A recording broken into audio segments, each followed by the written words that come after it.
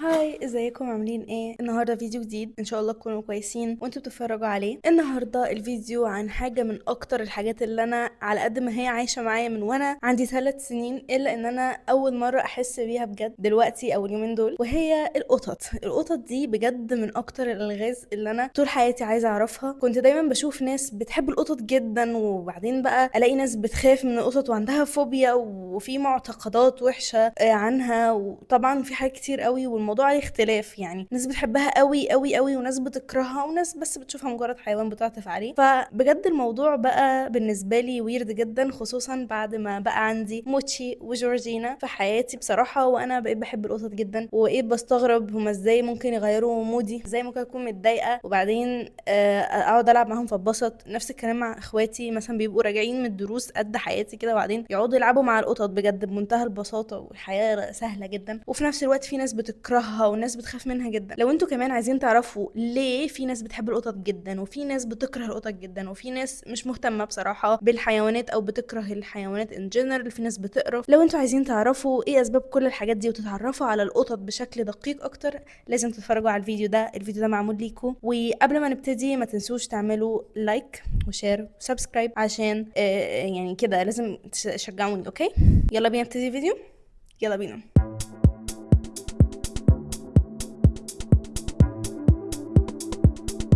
اول سؤال بيواجهني هو ليه الناس كانت بتحب القطط كده زمان؟ يعني زمان انا كنتش بحب القطط قوي، كنتش مهتمه، فكنت بسال هو ازاي الناس بتحب القطط قوي كده. ودي الاسباب اللي انا لقيتها منطقيه وموجوده وسالت كل الناس. تعالوا نشوفها مع بعض. اول حاجه اسباب نفسيه واسباب عاطفيه. يعني من الاخر لو انت عندك اكتئاب او كده فدايما بيقول لك ايه، هات قطه. يعني حتى لو ناس مش ملهاش علم قوي بس يقول لك هات قطه، قطه هتفرحك. فدي مجرد اسباب عاطفيه، الناس بتحس بس ان هي عايزه اي حاجه تهتم بيها او تدي مجهود فيها. القطط في الطبيعي مفروض يعني ان شخصيتها مستقله، مش زي الكلاب، يعني شخصيتها مختلفه عن الكلاب تماما. اما في بعض الاحيان في ناس بتشوفها ان هي شبه البشر، يعني فيها نفس صفات الكسل، مش نشيطه جدا، بتحب ان هي توفر على نفسها، تحب الاكل بتاعها دايما قصادها والميه قصادها ومش عارفه ايه. عشان كده في اي مكان، جامعه، مستشفى، هتلاقي ناس بتحب القطط وبتعطف عليها وبتديها اكل وبتلعب معاها،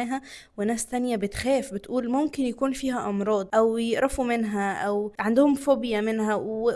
يعني مش هنجدج على الناس دي عشان ممكن تكون بجد ده معتقدهم او دي حاجة جواهم هم مش قادرين يغيروها، مش حتة وحشة فيهم، وفي نفس الوقت هي ممكن تتغير مع الوقت. على فكرة نبتدي بقى في الارقام عشان دي الحتة المميزة اللي بتفصل في الموضوع. عدد القطط حوالين العالم حوالي 600 مليون قطة، وتو بي اونست انا كنت فاكراهم اكتر من كده. طول ما انا ماشية بشوف قطط فافتكرت هيبقى عدد القطط اكتر من عدد البشر، بس اكتشفت ان احنا اكتر. تخيلوا ال 600 مليون دول جواهم كده القطط الاليفه والقطط اللي هي بتاعت الشوارع عادي، وهم بيسموها القطط الضاله. في حاجه اسمها الورلد population ريفيو، دي قالت حاجة كده، وهي قالت إحصائية إن عدد القطط الأليفة بس حوالين العالم حوالي 350 مليون قطة، يعني أكيد مش 350. في آخر تقدير اتعمل سنة 2025 في أمريكا قالوا إن في 46.5 مليون بيت جواهم قطط، يعني البيوت دي جواها قطة على الأقل واحدة بيربوها الناس في البيت، وده حوالي 37% من إجمالي البيوت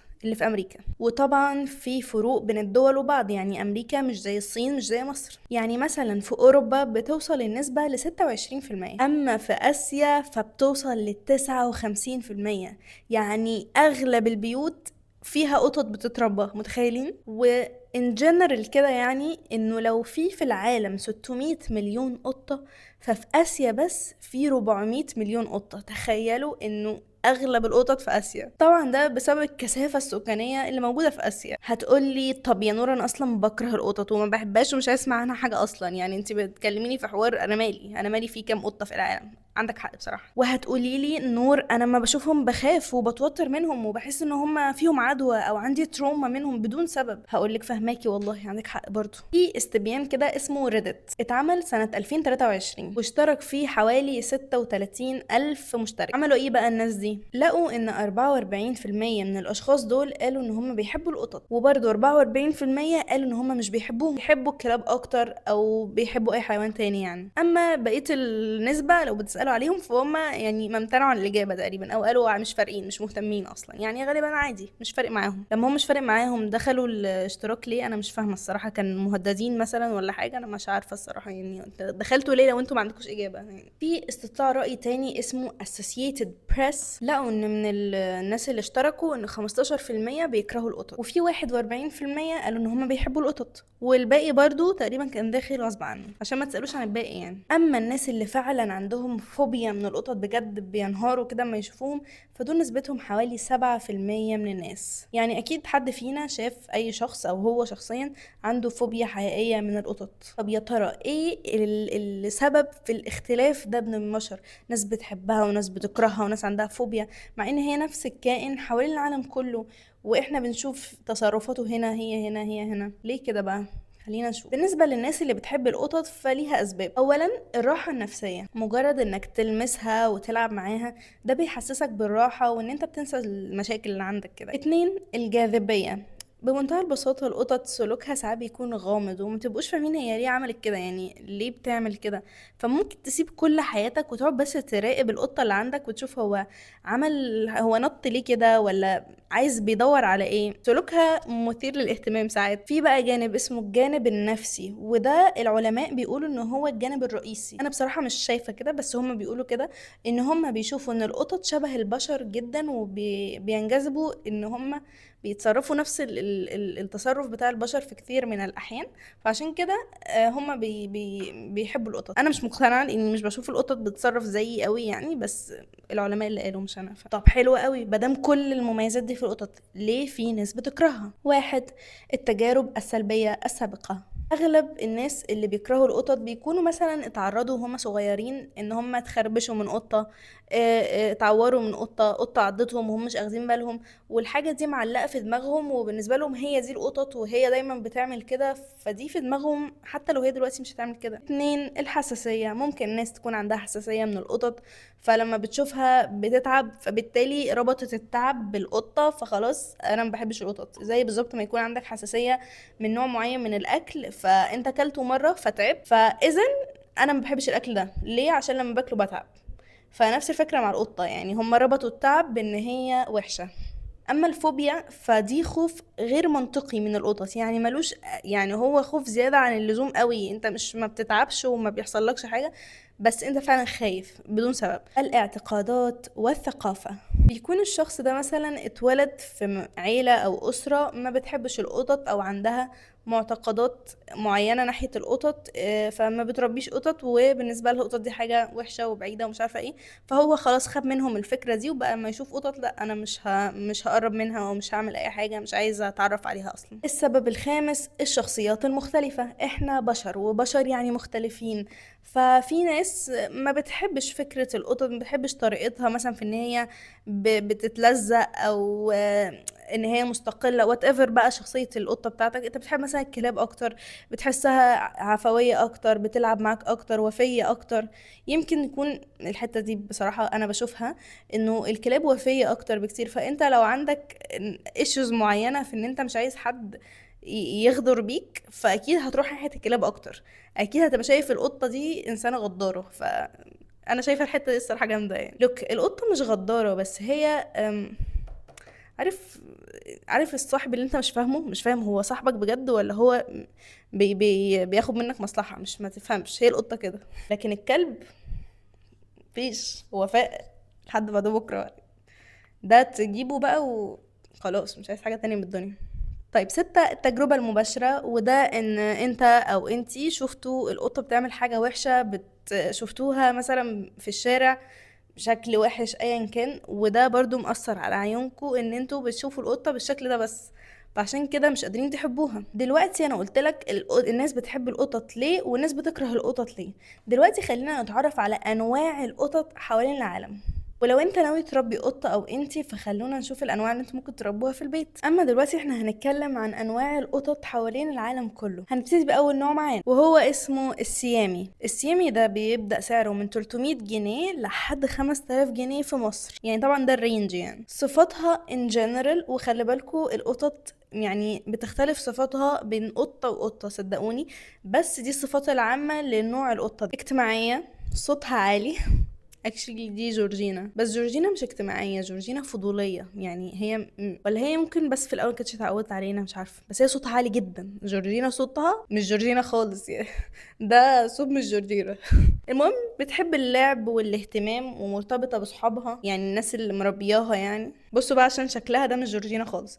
فروها قصير، اوكي، الفروه ده لو شعرها يعني. لون الجسم بيبقى فاتح والاطراف داكنه، والاقدام. انا بقرا ماشي، لو شفتوني بقرا فانا بقرا، ما بضحكش عليك، وانا بقرا اكيد مش حافظه الكلام ده يعني. المهم يعني هي جسمها ابيض، بس اطرافها اللي هم ايديها ورجليها بيكونوا غامقين، وبرضو ودنها وديلها. تمام.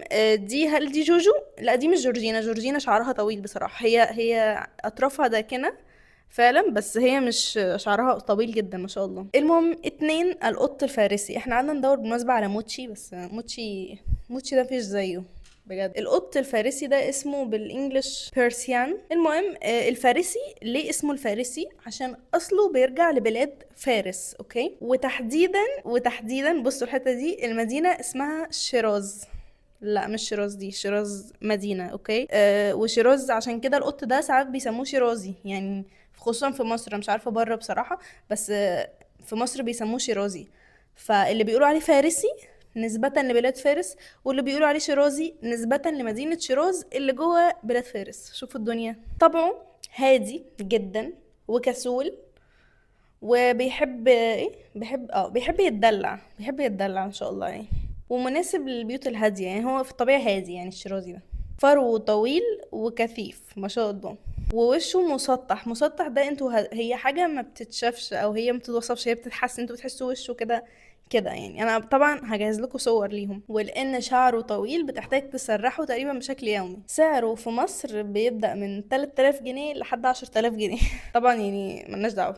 وبيختلف السعر ده بالمناسبة على حسب الصفات الأصيلة، يعني هل هو بيور ولا داخل معاه نوع تاني ولا مش عارفة ايه.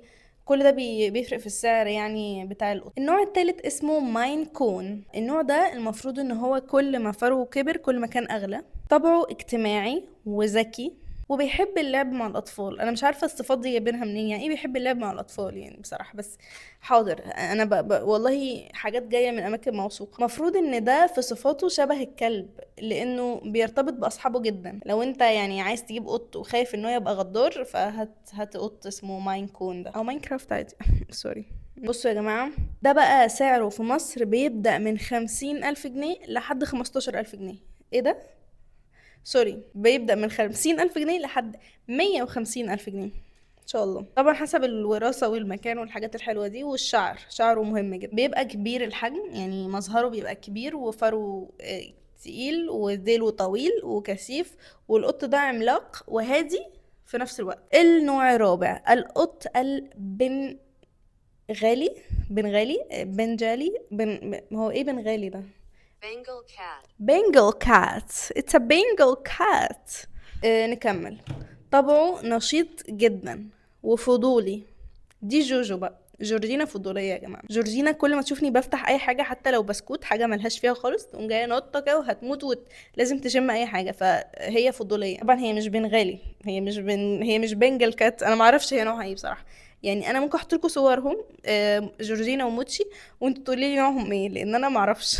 هما شيرازي يعني مش بلدي، بس انا معرفش نوعهم ايه قوي. بصوا بقى المظهر بتاعهم، فدول مميزين بان الفرو بتاعهم شبه النمر، شبه اللي هي الحاجات بتاعه الاسود دي. بيكون فرو منقط او مخطط تقريبا. ده نمر وده ضبع حاجه كده يعني، انا مش خبيره قوي في الموضوع ده. اكتر حاجه بتميزه ان هو شقي، بيحب اللعب والاستكشاف والحاجات دي. سعره بيبدأ من 40,000 ل60,000 جنيه. موضوع السعر ده طبعا بيختلف يعني، بس ده رينج ان جنرال. النوع الخامس اسمه البيرمان. ده طبعه هادي واجتماعي وطيب مع الاطفال. طب ما كل الناس طيبه مع الاطفال، في حد قرر يبقى شرير ويبقى شرير مع الاطفال يعني؟ يحب يتدلع، وشكله فرو متوسط، واطرافه داكنه، وعيونه زرقاء ولطيف، وبيحب القرب من أصحابه.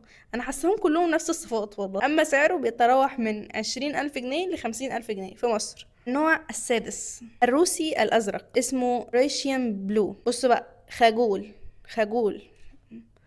وهادي وذكي وبيحب الاستقرار، وفروه قصير ولونه رمادي مزرق وعيونه خضرة، ومميز انه هادي، وسعره من 20,000 جنيه ل40,000 جنيه في مصر. النوع السابع قط اسمه البورمي او البرمس، معلش Burmese. It's about Burmese cat, right? Burmese cat. Burmese cat ده بقى ايه؟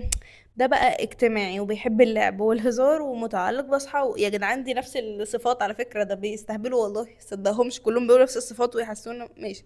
فروه قصير، ركزوا في الشكل عشان هو ده اللي مختلف، يعني انما فيهم كلهم نفس الصفات ودي صفات عامة. وزي ما قلت لكم القطط بتختلف من قط لقط، يعني زي البشر كده، ممكن تلاقوه قط نوع اجتماعي وطيب ومش عارفه ايه، وقط تاني مش طايق نفسه. المهم فروه قصير ولونه بني غامق وعيونه ذهبي. مميز انه شقي ولطيف وبيحب يكون في وسط العيله، ده نفس الصفات بس هما بيغيروا السيكونس يعني. ماشي، بيتراوح سعره من 10,000 جنيه ل 25,000 جنيه. والله العظيم دي حاجات استهبال يعني. مش عارفه القطط اللي يعني القطط دي بتتباع فين بجد بجد. هو طبعا كل واحد حر، بس هي احساس بس. يعني انت بتحس انك مثلا كل واحد احساسه بيجيله مثلا ان هو عايز يشتري قط بشكل معين، او في ناس تحب مثلا الشقاوة فتجيب قط بلدي وتهتم بيه قوي وتساعده قوي وكده. يعني كل واحد بقى واحساسه طبعا.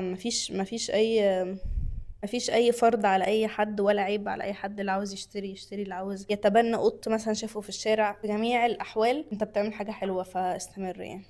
النوع الثامن هو اسمه القطط المنزليه قصيره الشعر. بص بقى عشان الحته دي حلوه قوي. دي ملهاش فصيله محدده وقاعد بيقول لك شويه كلام كده شجاع واجتماعي وسيبك من العك كده. القطط المنزليه قصيره الشعر دي اصلها قط بلدي، بس لما بيتربى في البيت بيسموه كده. بيسموه بالانجلش بقى ايه؟ domestic short hair cat I guess.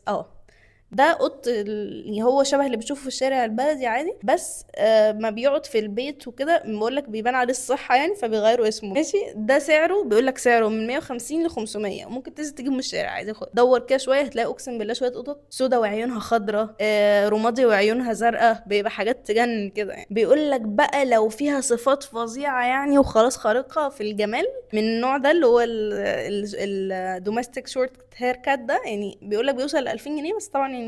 كده خلصنا انواع القطط دي، اغلب انواع القطط اللي انا قدرت اوصل لها. تقدر لو انت تقولي في الكومنتس لو انتوا عندكم نوع من انواع القطط دي، تكتبوه لي تحت في الكومنتس وتقولي اسمه ايه، وولد ولا بنت بقى، وازاي اتعرفتوا على بعض. ودلوقتي هنتكلم عن اخر حاجه واخر فقره معانا، وهي جسم القطط، الضوافر والشعر والودان، كل حاجه سبحان الله ليها هيكل بحيث ان هم يعرفوا يتصرفوا بيها ويتعاملوا بيها كويس. فخلينا نشوف جسم القطه ده عباره عن ايه. بصوا بقى سبحان الله، جسم القطة فيه حوالي 230 عظمة. ده بالنسبة للهيكل العظمي، احنا بنتكلم عن الهيكل العظمي للقطة. يعني سبحان الله عنده عدد عظم أكتر من الإنسان عنده 206 وهم 230. واكيد ده اللي بيديه المرونه الرهيبه. يعني اصلا في اختبارات مرونه للقطط ان هم يقدروا يعدوا من حدة صغيره جدا ومش عارفه ايه، طبعا بيبقى عندهم مرونه عاليه جدا.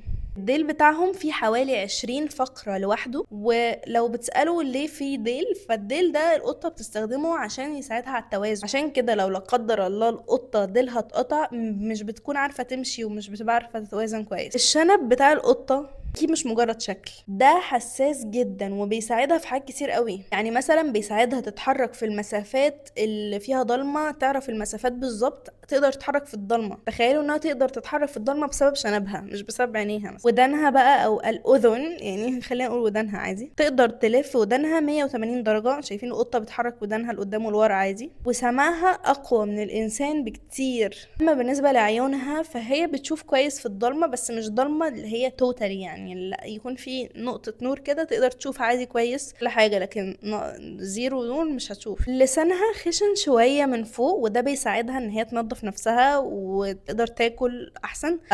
طبعا اهم حاجه في اللسان بتاع القطه ان هي بتنظف نفسها بيه، ده اشهر حاجه.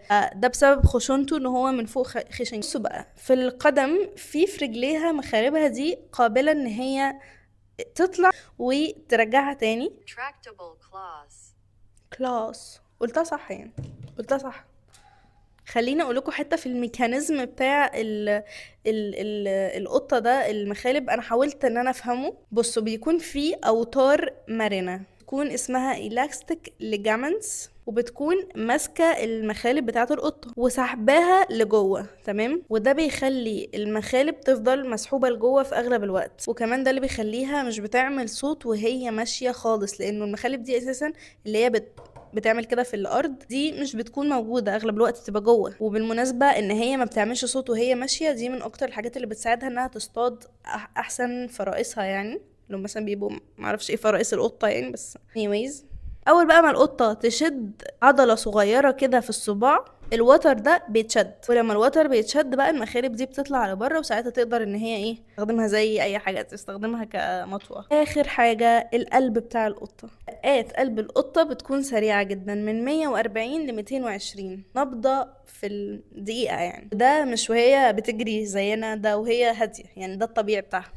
سبحان الله، ان احنا نتعرف بشكل بسيط جدا على ميكانيزم او على حاجه في القطه، ده يخلينا نعرف مثلا معلومات عنها عامه. وبصراحه انا استمتعت قوي، وبمنتهى البساطه احنا كده نكون خلصنا الفيديو بتاعنا بمنتهى البساطه يا جماعه. وانتوا بتحبوا القطط فدي حاجه حلوه، اتبسطوا بيها. خليكوا عارفين ان المعتقدات الخاطئه اللي في القطط بين البشر، ان القطه السوداء وحشه، القطه اللي مش عارفه ايه حلوه، من وجهه نظري انا دي مش معتقدات صحيحه، اكيد مفيش الكلام ده. يعني من وجهة نظري انا بقوله على استحياء، لان انا بخاف من الانتقادات بصراحة.